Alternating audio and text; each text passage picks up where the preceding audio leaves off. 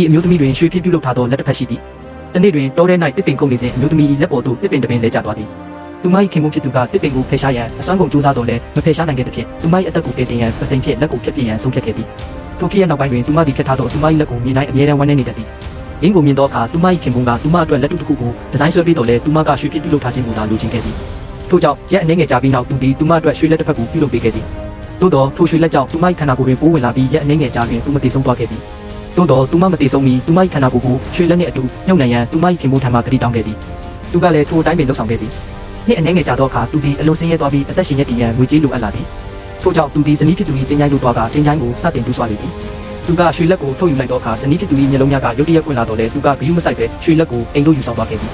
ထိုနေ့ညနောက်ပိုင်းတွင်ဇနီးဖြစ်သူသည်သူမ၏ရွှေလက်ကိုပြန်ယူရန်ရောက်ရှိလာသည်သူသည်ကြောက်လန့်တကြားဖြင့်ရွှေလက်ကိုဇနီးဖြစ်သူထံပြန်ပေးလိုက်တော့လေသူမသည်လက်ကိုရရှိပြီးနောက်မကြာမီမှာပင်သူ့ကိုတက်ပစ်လိုက်သည်